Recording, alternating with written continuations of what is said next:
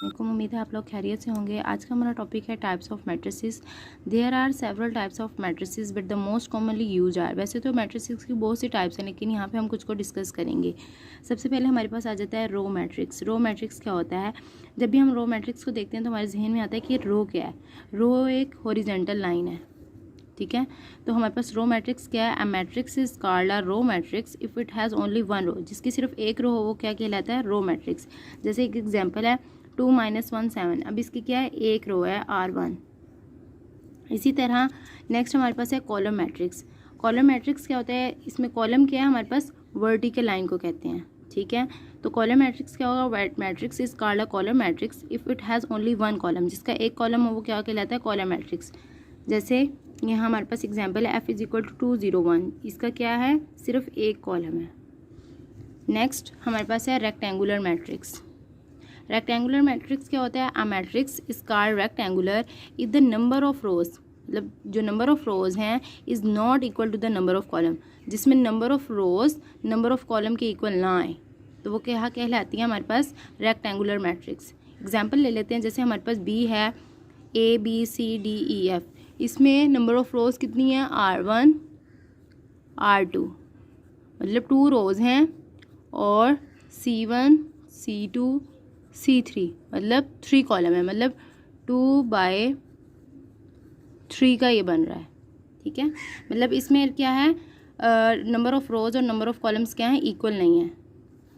Next हमारे पास आता है स्क्वायर मैट्रिक्स। ये ऑपोजिट है रेक्टेंगुलर मैट्रिक्स के। इसमें क्या था? नंबर ऑफ रोज और नंबर ऑफ कॉलम आपस में इक्वल नहीं थे। इसमें देखते हैं कि क्या है। A matrix is called a square matrix if its number of rows is equal to its number of columns. मतलब इसमें नंबर ऑफ रोज और नंबर ऑफ कॉलम्स क्या होंगे? आपस में इक्वल होंगे। जैसे एग्जाम्पल है C इज इक्वल टू, अब यहाँ पे ये हमारे पास R1, ये हमारे पास R2, ये हमारे पास R3, मतलब 3 रोज हैं और 3 ही कॉलम्स हैं। तो ये 3/3 का बन रहा है, मतलब नंबर ऑफ रोज और नंबर ऑफ कॉलम्स क्या हैं? आपस में इक्वल हैं। तो ये स्क्वायर मैट्रिक्स है, और रेक्टेंगुलर में नंबर ऑफ रोज और नंबर ऑफ कॉलम आपस में इक्वल नहीं थे, ठीक है। नेक्स्ट हमारे पास है नल और ज़ीरो मैट्रिक्स। जब भी हम नल और ज़ीरो मैट्रिक्स को देखते हैं तो नल और ज़ीरो से हमें ख्याल आता है कि मैट्रिक्स की जितनी भी एंट्रीज हैं वो क्या होंगी? ज़ीरो होंगी। A matrix is called a null or zero matrix if each of its entries is zero। जिसकी हर एंट्री क्या होगी? ज़ीरो होगी। जैसे एग्जांपल है सारी एंट्रीज इसमें क्या हैं? ज़ीरो हैं, ठीक है। नेक्स्ट हमारे पास है ट्रांसपोज ऑफ अ मैट्रिक्स। इसमें क्या है? A matrix obtained by interchanging the rose into column और कॉलम इनटू द रोज। मतलब मैट्रिक्स में क्या है? हम रोज़ को कॉलम में चेंज कर सकते हैं और कॉलम को रोज़ में चेंज कर सकते हैं ट्रांसपोज के ज़रिए, ठीक है। कैसे? एग्जांपल देख लेते हैं। A = 1 0 2 2 - 1 3। अभी हमारे पास रो में है, मतलब इसकी 2 रोज़ हैं, ठीक है, और हमने इसको कॉलम में चेंज करना है। अब 1 0 2 ये रो में था, हमने इसको कॉलम में चेंज कर दिया। इसी तरह ये रो थी हमारे पास एक, इसको भी हमने कॉलम में चेंज कर दिया। पहले हमारे पास 2 रोज़ थी, ठीक है, अब हमारे पास 3 रोज़ हैं। मतलब ट्रांसपोज लिया तो वो रो क्या है? कॉलम में चेंज होगी और कॉलम रो में चेंज। फॉर एग्जांपल ले लेते हैं। जैसे हमारे पास B = 1 2 3 4 5 6। अब हमने कॉलम में लिया है। अब हम जब इसका ट्रांसपोज लेंगे तो हमारे ये रो में चेंज हो जाएगा। 1 2 3 हमारा ऐसे कॉलम में था, इसको रो में चेंज कर देंगे 1 2 3। इसी तरह 4 5 6 कॉलम में चेंज हो जाएगा 4 5 6, ठीक है। नेक्स्ट हमारे पास है नेगेटिव ऑफ अ मैट्रिक्स। इसमें क्या है? Let A be a matrix then its negative is obtained by changing the signs of all the entries of A। Suppose कर लेते हैं A कोई भी मैट्रिक्स है। जब हम A का जो है नेगेटिव लेंगे तो जो इसकी एंट्रीज हैं उसके साइन क्या हो जाएंगे? चेंज हो जाएंगे। जैसे लेट कर लेते हैं कि A हमारे पास क्या? 1 - 2 3 4, ठीक है। इसमें क्या है कि जब हम इसका नेगेटिव ऑफ A लेंगे तो जो पॉजिटिव में था वो नेगेटिव में चेंज हो जाएगा, और जो नेगेटिव में था वो पॉजिटिव में चेंज हो जाएगा। ऐसे सारे साइंस इनके चेंज हो जाएंगे। नेक्स्ट हमारे पास है सिमेट्रिक मैट्रिक्स। इसमें क्या है? A square matrix is symmetric. Square matrix क्या है? जिसमें नंबर ऑफ रोज इक्वल होते हैं नंबर ऑफ कॉलम के। सबसे पहली कंडीशन तो ये है कि स्क्वायर मैट्रिक क्या होना चाहिए? सिमेट्रिक होना चाहिए। If it is equal to its transpose, अगर वो अपने ट्रांसपोज के इक्वल है तो वो हमारे पास क्या होगा? सिमेट्रिक मैट्रिक, ठीक है। इसकी एग्जांपल ले लेते हैं। जैसे m हमारे पास है 1 2 3 2 -1 4 3 4 0। अब अगर हम इसका ट्रांसपोज लें तो जो कॉलम है वो रो में चेंज हो जाएंगे। तो 1 2 3 ये ऐसे आ जाएगा कॉलम में और रो में, तो 2 -1 ये भी रो में आ जाएगा। तो हमारे पास देखें 1 2 3 सेम वही चीज़ बन रही है। 2 -1 मतलब ट्रांसपोज लिया तब भी वही चीज़ बनी है, तो इसका मतलब है कि ट्रांसपोज भी उसी मैट्रिक्स के इक्वल है। तो इसका ये मतलब है ये सिमेट्रिक है। एक और एग्जांपल ले लेते हैं इसकी। जैसे ए हमारे पास इसके इक्वल है, अगर हम इसका ए ट्रांसपोज लें तो जो कॉलम है वो क्या हो जाएगा, रो में चेंज हो जाएगा। तो ये हमारे पास क्या आ जाएगा 2 -1 3 और 1 2 1, तो ये चेंज हो गया। अब देखिए यहाँ पे 2 1 3 था रो में, लेकिन यहाँ पे 2 -1 3 है, तो इसका मतलब -1 और यहाँ पे 1 में चेंज आ गया। तो इसका ट्रांसपोज ए के इक्वल नहीं है, तो ये नॉट सिमेट्रिक है। नेक्स्ट हमारे पास है स्क्यू सिमेट्रिक मैट्रिक्स। पहले हम लोगों ने क्या पढ़ा था कि ट्रांसपोज किसके होना चाहिए, इक्वल ए के। अब हम लोगों ने देखना है कि जो ट्रांसपोज है वो हमारे पास नेगेटिव ऑफ ए के इक्वल आना चाहिए। A square matrix A is said to be skew symmetric if A transpose is equal to negative of A. ठीक है, इसका एक क्वेश्चन कर लेते हैं। जैसे एग्जांपल है ए इज इक्वल टू 0 2 3 -2 0 1 -3 -1 0। सबसे पहले हम इसका ट्रांसपोज लेंगे। ट्रांसपोज इसका लिया तो हमारे पास आ गया 0 -2 -3 2 0 -1, मतलब जो कॉलम थे वो रो में चेंज हो गए। 0 -2 -3 2 0 -1, ये चीज़ हमने जब इसमें चेंज की तो हमारे पास ये आ गया। अब नेगेटिव ऑफ ए लेना है तो जो हमारे पास पॉजिटिव नंबर थे वो नेगेटिव में चेंज हो जाएंगे और जो नेगेटिव थे वो पॉजिटिव में चेंज हो जाएंगे। अब सेम ये चीज़ हम देखते हैं कि एक इक्वल है कि नहीं है। तो 0 2 3 -2 0 1 -3 -1 0, तो सेम इक्वल है इसके। तो इसका क्या मतलब है कि ए का ट्रांसपोज नेगेटिव ऑफ ए के इक्वल आ गया, तो ये हमारे पास क्या है, स्क्यू सिमेट्रिक है। हमारे पास क्या है, डायगोनल मैट्रिक्स। इसमें सबसे पहले बात कर लेते हैं कि डायगोनल क्या है। डायगोनल होता है ये, इसको हम कहते हैं डायगोनल। तो डायगोनल मैट्रिक्स हमारे पास क्या होगा, स्क्वायर मैट्रिक्स। मैंने बताया कि नंबर ऑफ रोज और नंबर ऑफ कॉलम जिसके इक्वल है वो स्क्वायर मैट्रिक्स होता है। ठीक है, square matrix A is called a diagonal matrix if at least any one of the entries of its diagonal, मतलब ये जीरो ना हमारे पास हो, लेकिन and non diagonal entries must be zero. लेकिन ये जो नॉन डायगोनल है ये हमारे पास नॉन डायगोनल है, ये जीरो होनी चाहिए। ये जीरो, इनमें से कोई एक जीरो ना हो, बाकी दो हो सकती हैं, एक भी हो सकती है, लेकिन तीनों नहीं ज़ीरो हो सकती। ठीक है, इसी तरह बी में ये देखें, जैसे इसमें एक ज़ीरो है तो ये डायगोनल है हमारे पास। ठीक है, डायगोनल मैट्रिक्स हो गया। नेक्स्ट हमारे पास है स्केलर मैट्रिक्स। स्केलर मैट्रिक्स क्या है हमारे पास, अ डायगोनल मैट्रिक्स, मतलब ये डायगोनल जो मैट्रिक्स है is called a scalar matrix if all the diagonal entries are same, मतलब जिसकी डायगोनल एंट्रीज क्या हो, सेम हो, मतलब यहाँ अगर 2 है तो यहाँ भी 2, यहाँ भी 2। ठीक है, एंड नॉन ज़ीरो, और वो भी ज़ीरो ना हो। जैसे हमने इसको रिप्रेजेंट कर लिया कि यहाँ पे के है, क्योंकि सेम नंबर है इसलिए हमने यहाँ पे कह दिया कि ये के है। ठीक है, लेकिन के हमारे पास क्या है, 0 और 1 नहीं हो सकता। क्यों नहीं हो सकता, अगर 0 हो गया तो वो हमारे पास डायगोनल नहीं होगा, तो वो हमारी कंडीशन को सेटिस्फाई नहीं करेगा। 1 मैं आपको बताऊँगी कि क्यों नहीं हम लोगों ने लिया। नेक्स्ट हमारे पास लेट कर लेते हैं कि हमारे पास के क्या है, हमारे पास 2 है। ठीक है, अगर हम यहाँ के की जगह 2 पुट करें तो हमारे पास ये चीज़ आ जाएगी। Next identity matrix. आइडेंटिटी मैंने बताया था ना कि 1 मैं बताऊंगी, जो जब हम लोग यहाँ पे 1 1 पुट करेंगे तो वो हमारे पास क्या होगा, आइडेंटिटी मैट्रिक्स।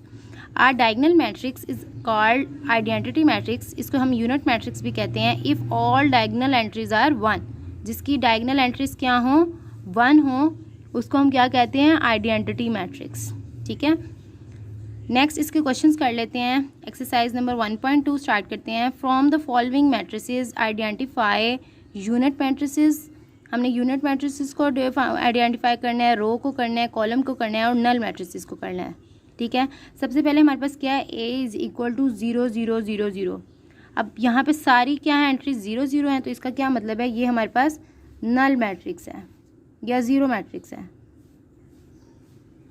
ठीक है, और नेक्स्ट हमारे पास क्या है, बी इज़ इक्वल टू 2 3 4। इसकी सिर्फ एक रो है, मतलब ये R1 है हमारे पास।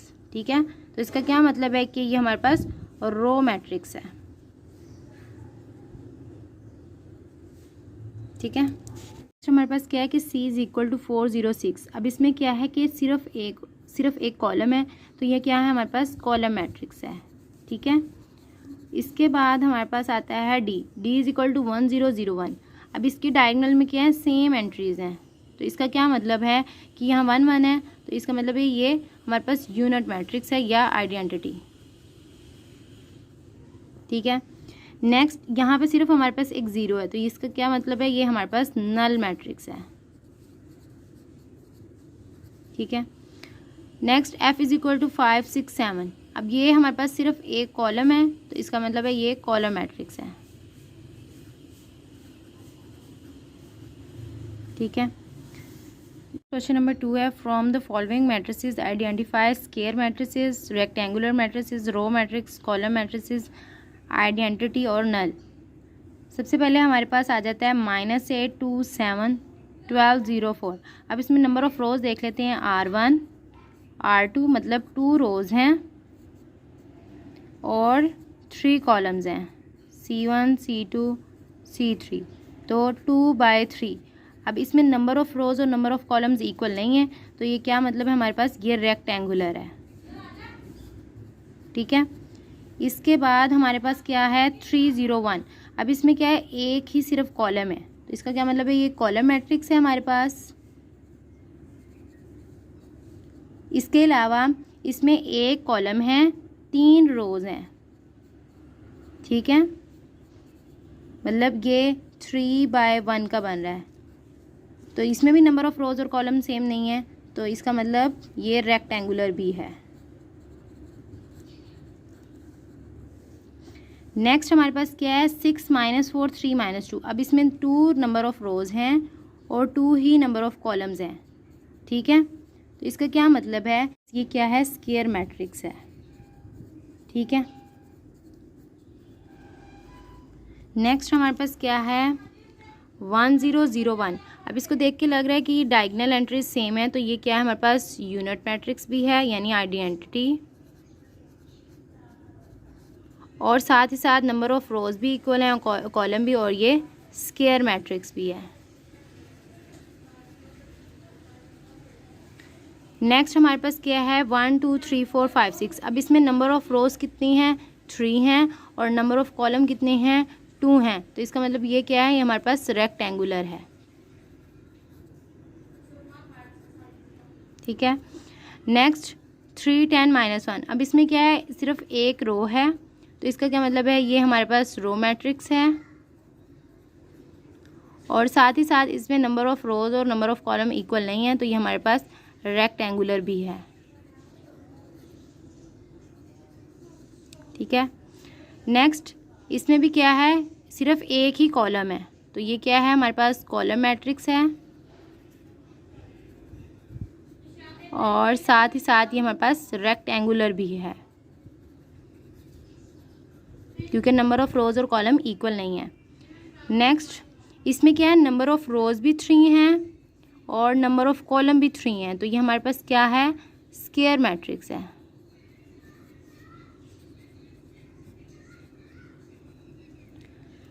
अब इसमें सारी की सारी एंट्रीज क्या हैं, 0 हैं, तो इसका क्या मतलब है, ये हमारे पास नल मैट्रिक्स भी है, और इसमें नंबर ऑफ रोज और कॉलम क्या है, इक्वल नहीं है, इसके 3 रोज हैं और 2 कॉलम्स हैं, तो ये रेक्टेंगुलर है।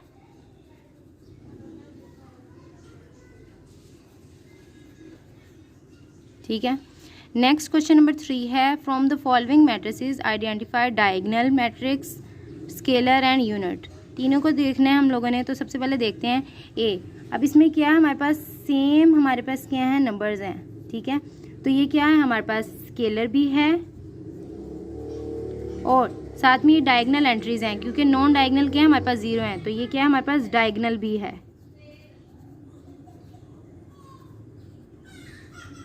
ठीक है, नेक्स्ट हमारे पास क्या है, b इज इक्वल टू 2 0 0 -1। अब इसके क्या है, एंट्रीज डिफरेंट है, तो ये हमारे पास क्या है, डायगोनल।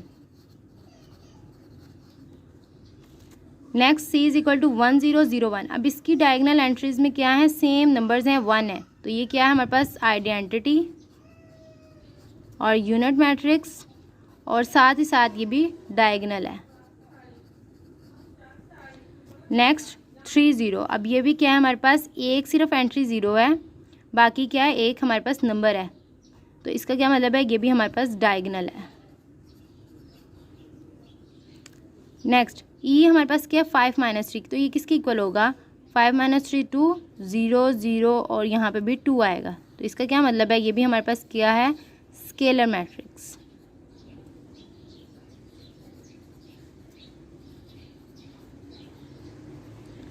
ठीक, नेक्स्ट हमारे पास क्या है, क्वेश्चन नंबर 4।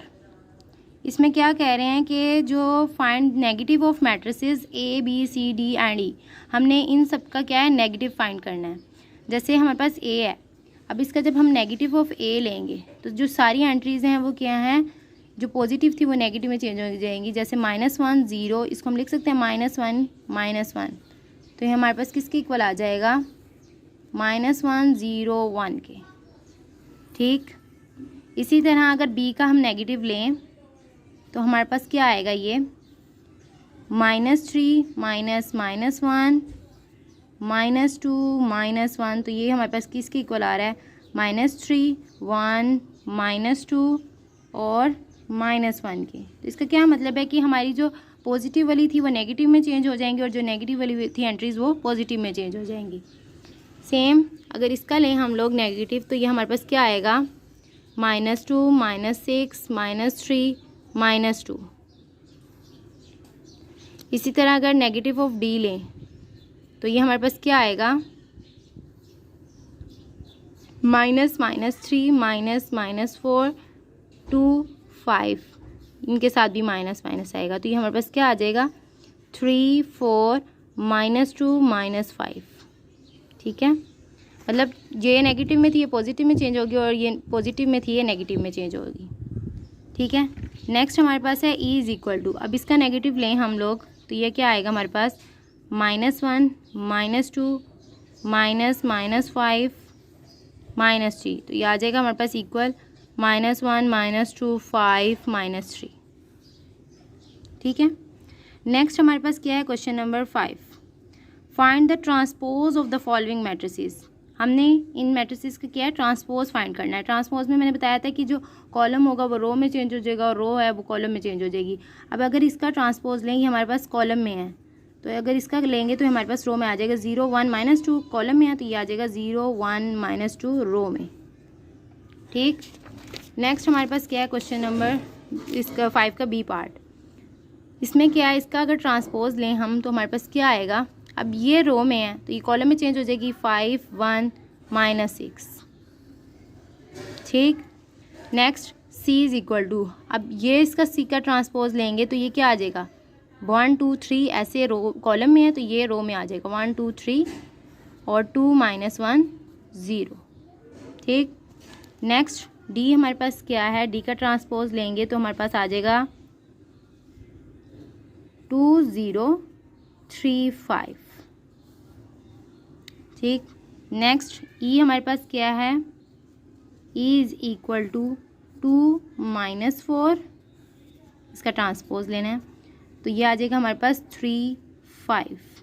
ठीक, नेक्स्ट पार्ट है इसका F। इसमें क्या करेंगे हम लोग, F = 1 3 2 4।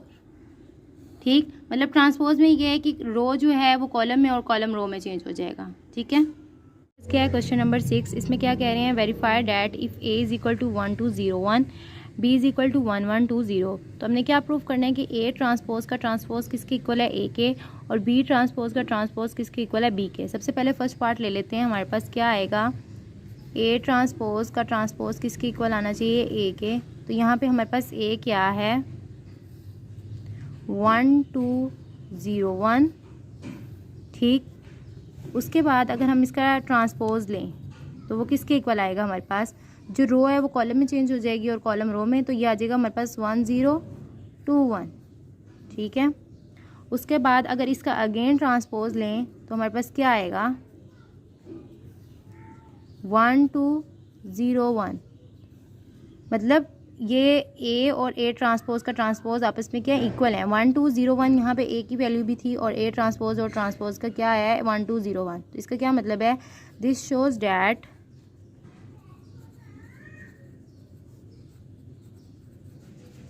ए ट्रांसपोज का ट्रांसपोज किसके इक्वल है हमारे पास, ए के। ठीक, नेक्स्ट सेकंड पार्ट में वो क्या कह रहे हैं कि बी ट्रांसपोज का ट्रांसपोज किसके इक्वल आना चाहिए, बी के। तो बी ट्रांसपोज का ट्रांसपोज किसके इक्वल आना चाहिए, बी के। तो यहाँ पे बी की वैल्यू क्या है हमारे पास, 1120। ठीक है, तो बी का ट्रांसपोज लेंगे तो हमारे पास क्या आएगा, 1210। ठीक, अगर बी का दोबारा से ट्रांसपोज लें हम लोग तो हमारे पास क्या आएगा,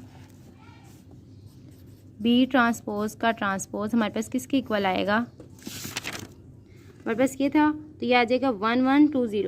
अगेन वही बी के इक्वल 1120। तो ये चीज़ हम लोगों ने प्रूव करनी थी। अब यहाँ पे देखें बी की वैल्यू क्या थी हमारे पास, 1120। तो यही चीज़ हमारे पास यहाँ पे आई है। तो क्या है इसका मतलब, this shows that B transpose का ट्रांसपोज किसके इक्वल है हमारे पास, बी के। तो ये हमारे पास प्रूव हो गया। अगर आपको मेरी वीडियो अच्छी लगी है तो प्लीज़ लाइक एंड सब्सक्राइब कर दे ताकि आने वाली न्यू वीडियो आप तक पहुँच सके।